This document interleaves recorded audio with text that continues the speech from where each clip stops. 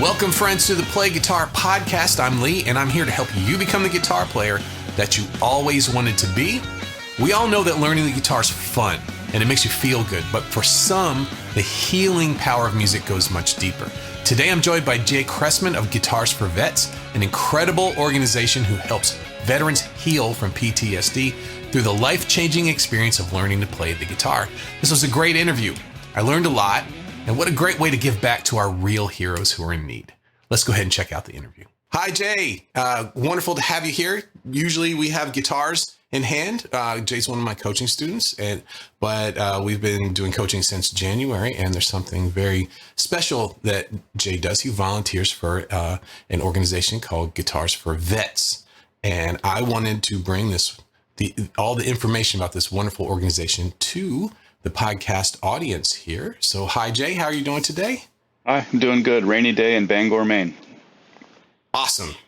Can't get better than that. Rainy in May. So, great to have you here. Like I said, this is a little different. Usually we have worksheets out and doing all sorts of things, but today we're going to be talking about Guitars for Vets. Can you tell me a little bit about the organization? Guitars for Vets nationally is a 501c3 nonprofit, and it's dedicated to helping all kinds of veterans through the power of music, through the healing power of music. And so what the program does via its now 158 chapters is it takes veterans who have service-connected disabilities. They might be physical, they might be mental. PTSD is very highly represented in the population, and it allows veterans to have 10 one-hour guitar lessons over a period of 10 weeks usually. And when they complete the program, they get a brand new acoustic guitar and all sorts of accessories from the national donors. And then I think maybe even more importantly, so they have this new tool and they have this new hobby, hopefully, and a community. So that's what the overarching aim is. It's to bring music to people who maybe are struggling. So I want to highlight, the problem of veteran suicide. They say that we've lost more veterans to suicide than we lost in the Vietnam War. And there's 22 people a day on average who we lose to suicide. And so it's a population that's hurting. And so this nonprofit aims to help that.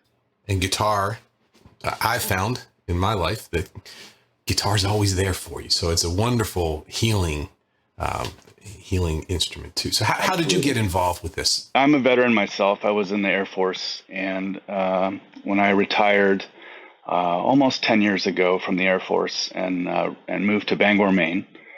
And one of my goals when I retired was to spend more time personally playing guitar. I had played as maybe in junior high school for a few years, played classical guitar, and then I put it down for 20 years. And then I picked it up again, but I sort of hacked at it and didn't have anything systematic. And so one of my goals when I came up here was to spend more time on guitar. And so I started taking lessons from my good friend Rick Mooney, who's a local musician. And I think the way that I found out about this organization was that I was looking on YouTube to figure out how to play a song. And I happened across one of the videos that the nonprofit put out about the program. And I watched it, and it was really compelling. And, I don't know people, Maine has a high population of veterans. And it was something that I realized. And so I got to thinking about it. Maybe this was something that I could get involved in. And at the time, there was one chapter in way southern Maine. We're sort of north central Maine. That's since folded, but there really wasn't anything up in this area. And so I contacted the nonprofit and I asked them about what the steps would have to be. And the way that it works is it works through the VA. And so originally, the original Guitars for Vets program was set up in a VA hospital in Milwaukee in 2007. And it was literally somebody thinking, hey, what if I just brought my guitar and taught this bedridden person how to play every week? And that then evolved into this program. And so they said, well, I had to show them demographics to show them that there's a high veteran population up here. and then I had to find an ally at the VA. There's a VA clinic here in town who would help me establish a foothold, because that's where, when we started, that's where the lessons started. And then I had to become a VA volunteer, because anytime you work inside one of the VA facilities on any basis, you have to have a badge and a background check and those sort of things. And so I did all those things, and it took about a year. And I am not I'm not by any means somebody who thought I could teach anybody anything about guitar. I was a student myself, and so my goal in starting this was actually to find the people in the community that I knew were players that would be good with students. And so I went and I talked to my guitar teacher about it, and he says, "Well, why can't you teach?" Right. And he was really the one that encouraged me to sort of step up and try to do that. And so the program literally started with myself, a guy that worked at the VA as the liaison, and my first student, and I was the coordinator and I was the instructor.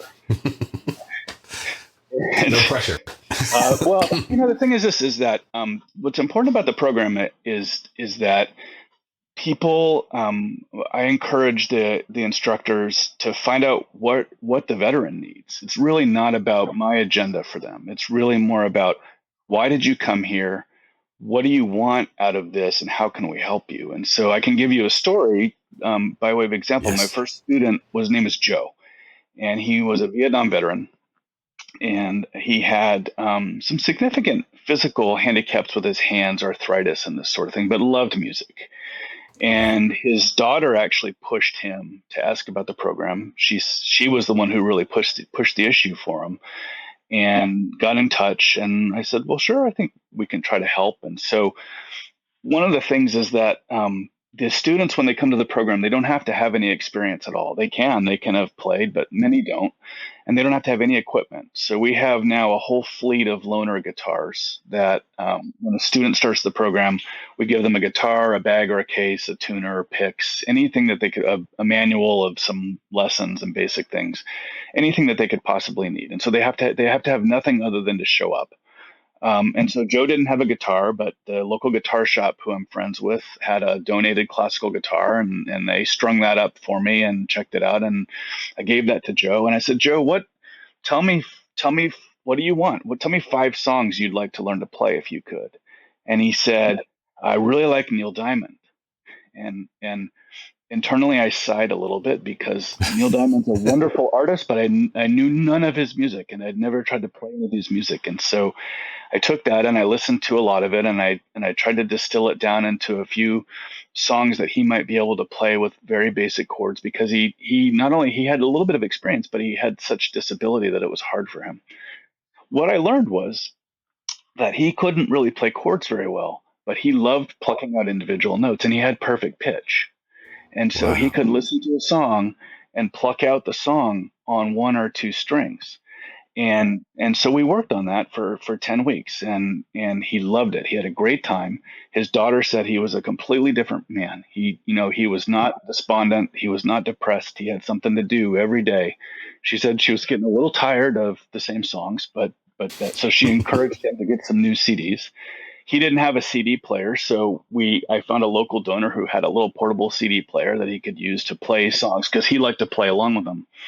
And so that was my first experience, and I said, this is going to make a difference. And so the thing that really impacted me was that when at the end of the program he said, well, okay, what's next? And I thought, I don't know. That's a great question. We did your 10 lessons. So he got a new guitar and new equipment. And so it sort of snowballed from there. My second student I met, who he's passed away since, but he used to joke. He would love that I'm on this podcast, because he used to joke. He said, you have a perfect face for radio. Veterans like to give each other a hard time. So that's right. So anyway, his brother came to his lessons because he was interested, and he became my second instructor. And so then it just sort of snowballed from there to where now I have 11 instructors. I have 5 teaching sites. We sort of branched out in a couple-hour radius to different sites in Maine. And we've put through over now, today we have a graduation. It'll be our 65th student since 2018. That's So awesome. I That's think that great. even more importantly was what I noticed. So I said, he wanted to know what was next, and so it was really clear to me that there needed to be some sort of aftercare program. And what we do is, so we have at least 2 weekly groups that meet now, and they're open to any volunteer, instructor, graduate, current student, somebody who wants to be a student. And they're guitar jams, but they're meant to be very, very low anxiety guitar jams, because I've been to some pretty high anxiety guitar jams, at least for me.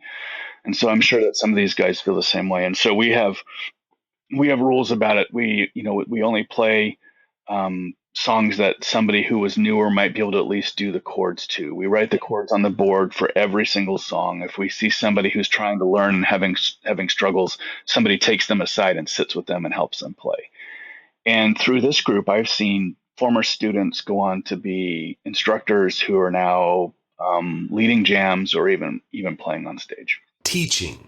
Yeah. The thing that stuck out for me from what you just said was, you didn't feel like you were someone who could teach someone. What are some of the things that you've discovered since then, as far as your approach to teaching? The biggest similarity is that they're all veterans, right? And so they often will open up in a community that we're not, all of our volunteers aren't veterans. It's not restricted to veterans to be volunteers. In fact, I have some outstanding non-veteran volunteers.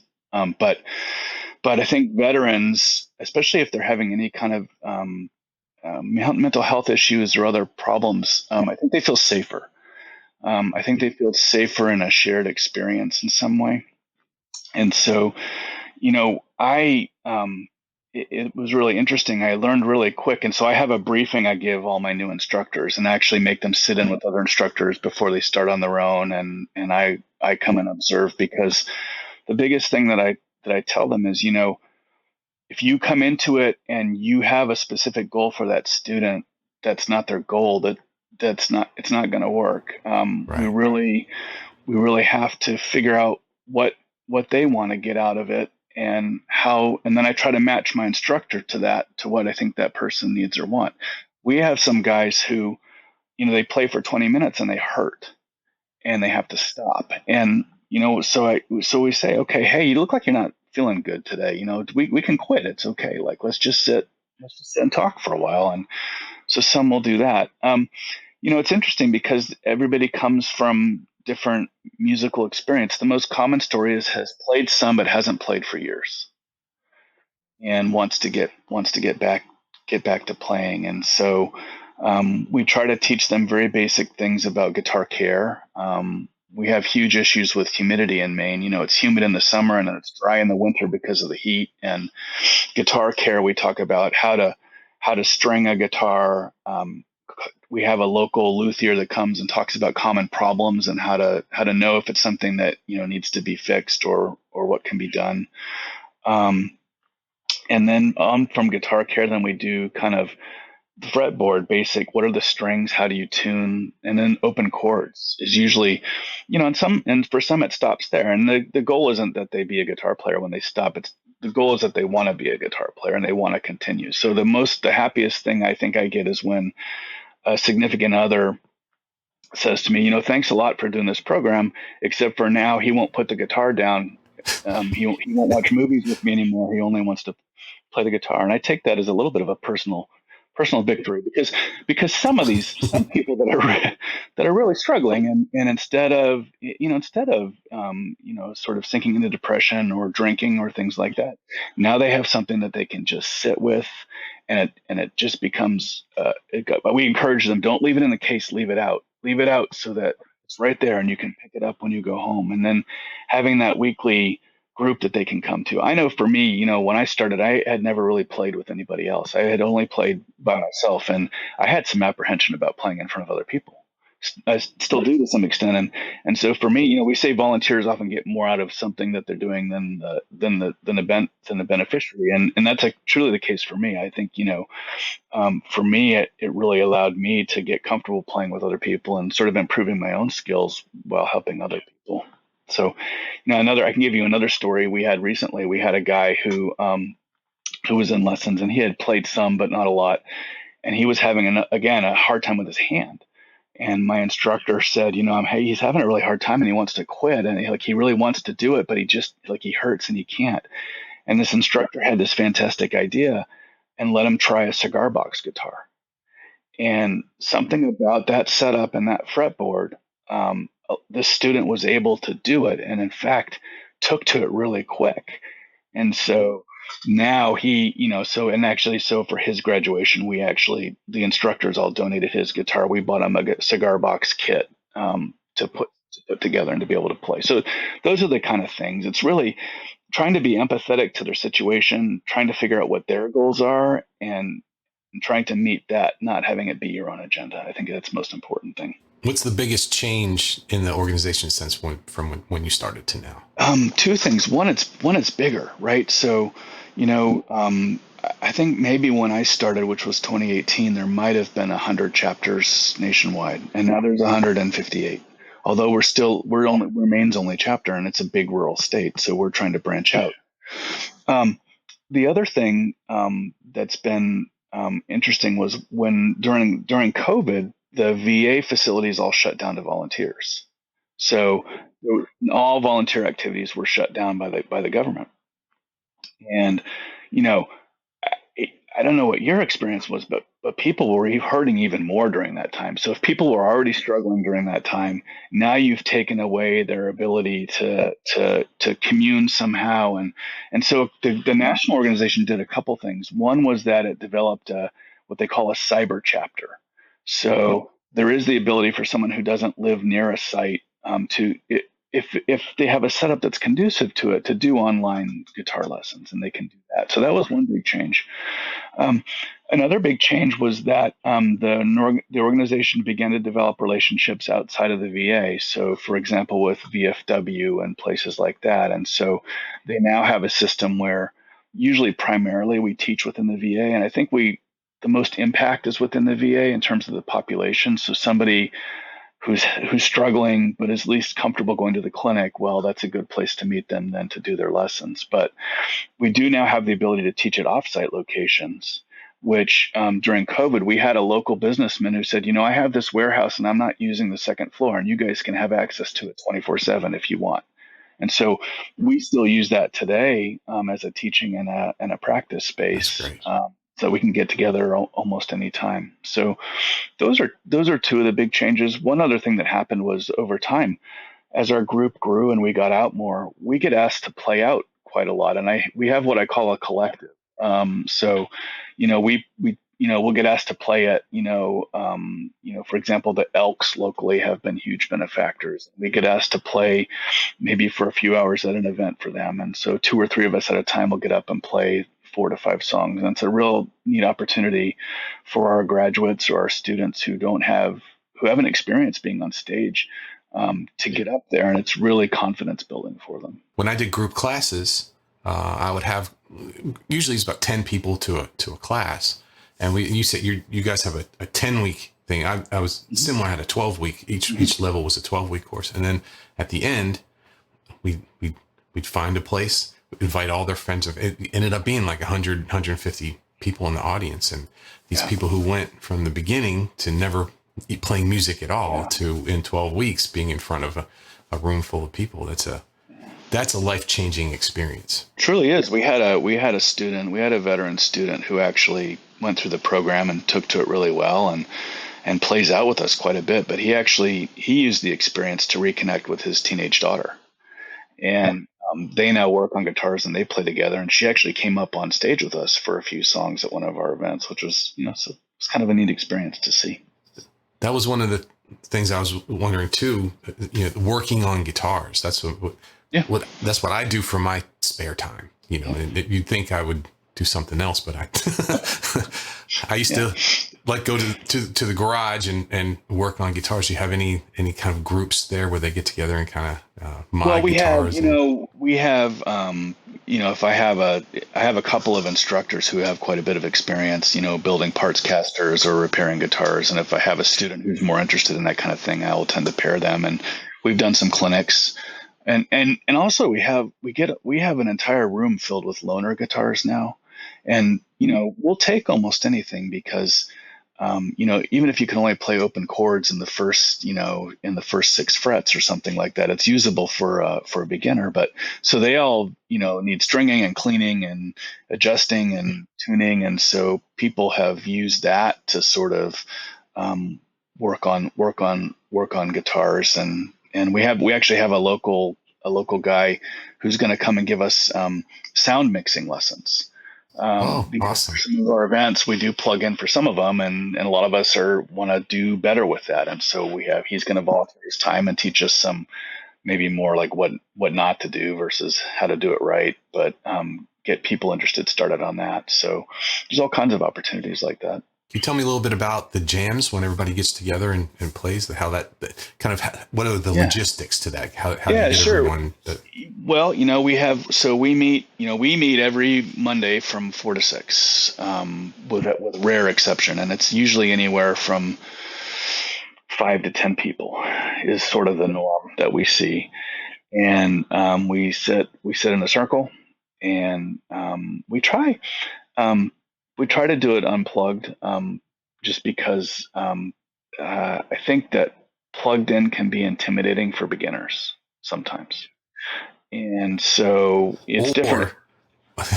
Or or one or two of them, it might be their big opportunity being Well, true plugged story, in. right? Exactly, but I think for me, like if I think about myself, and if I walked into a jam and two guys are doing these amazing electric riffs and sounding awesome, and I would sort of sit in the corner and be like, okay, well, I guess I can string these Right. chords. But so then literally we just go around. We have a catalog of, it's I don't know how many songs it is now, but of common songs that we play that people bring, and we just go around in a circle, and the next person, if they want to pick a song, they pick a song. And we have singers, we have not singers, and we have singers, and we have people working on singing. And then they pick a song, and we write the chords up on the board. And many people have the lyrics, on a sheet or and tablets and stuff are great now, right? Because you can just pull up lyrics and even chord charts if you want.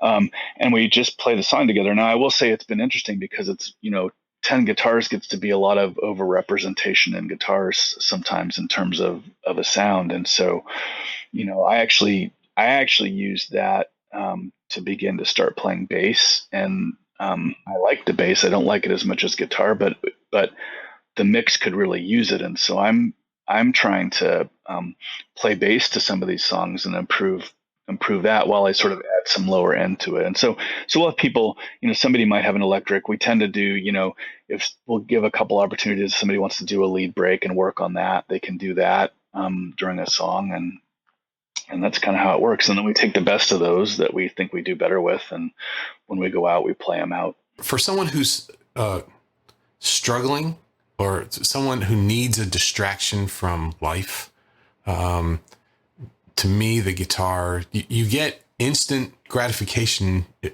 by just playing an easy song. But at the same time, it's a puzzle. I've been playing guitar since 1982. It never ends. There's always something new to learn. So it gives you kind of a path forward as well too. So I think it's fantastic. I always thought this was fantastic. It's interesting because also people are so hard on themselves, or at least a lot of us are. I know I am, and so to have a group that's very affirming and says, no, you know what, actually, you might consider this, but that actually sounded good, and they have that kind of encouragement really just makes you want to come back and try it again. They all groan because a really easy song for a beginner to learn is "Horse with No Name," Right. and so. If we have somebody who's brand new, we'll always do that song because it's so easy to show them, and then they can play that, and they're like, "Wait a minute, I can play a song," and then we kind of move on from there to other things. What if someone has a loved one who would benefit from something like this, or if you are someone who's struggling, who's has the military background, Yep. And this sounds like it's something that could really help you? How would these people get in touch with you? Sure. So what I would recommend is the organization has a huge social media and internet presence. The first place to go would be the Guitars for Vets website. Which is in the description of this podcast, right? Yeah, and then the second place to go would be the Guitars for Vets Facebook page. And from there, somebody could find out if there's a chapter local to them, because on the website you can go, there's a map and you can kind of see. Usually along with that, there's an email contact. The other way to approach it is to go to anyone at the VA, a counselor, a social worker, a caseworker, a physician, anybody like that where there is a chapter. They can go and ask, the veteran can ask for a referral. And usually then those people will reach out to the local chapter like myself here up in Maine, say this veteran is interested in the program, and we will communicate with them and get them on a wait list and go from there. So the best way, find out if there's a chapter locally through the website, and then either approach it through the email on the website or approach it through your local VA. What if someone would like to donate or Sure. Financially support you? The best thing to do in that case, they can always donate to the national nonprofit. So there's all kinds of links on that website about how to help, and they can donate money. The nonprofit also, if somebody donates a guitar, that's something that could be sold or auctioned as a fundraiser. They will do that as well. That happens at the national level. I had a veteran here in Maine who sadly had a terminal condition, and he was a lifelong guitar player and had these just beautiful guitars.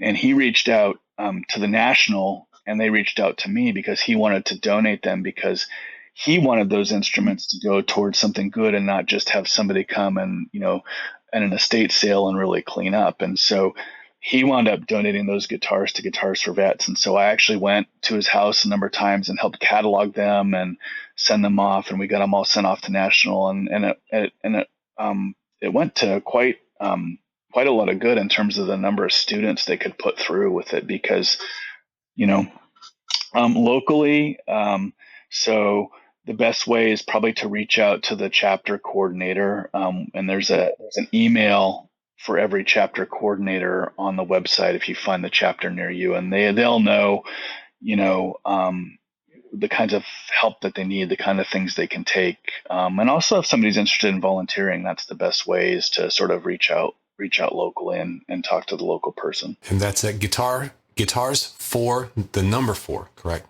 Either way, Guitars for FOR, or I think it'll come up as Guitars for the number Vets. Vets.org. .org. Yeah. Right. .org. Right. Okay. Well, thank you, Jay. You're doing wonderful things. Wonderful things. I'm proud of being from a military family. I'm proud of you. You're doing great. That's awesome. And, like I said, we all get probably more out of it even than we give, but it's been a really meaningful thing to be involved with. And please come back on after a while and tell us all the new stuff that's going on. Thing. Okay. And you can also check out the Guitars for Vets Bangor, Maine Facebook page if you ever want to see what's going on up here in the North Woods. And I will put that in the description as well too. All right. Okay. Thank you, Jay. This was Thanks awesome. a lot. Okay. Remember, if you or a loved one could benefit from this great organization, or if you'd like to help, please visit guitarforvets.org for more information. I'm going to go ahead and call it. Thanks for joining me today for the Play Guitar podcast. Make sure to hit the button below to subscribe to the show. And if you've benefited from this podcast, please leave a favorable review over at Apple Podcasts. It is the best way to make sure we get this very valuable content to more guitar players around the world. And if more help, structure, and results in guitar playing sound good to you, head over to Play Guitar Academy to check out my exciting, super structured guitar system. This is going to take you from knowing nothing about music at all the way to an advanced player, all at your own pace. Thanks again, and I'll see you in the next episode.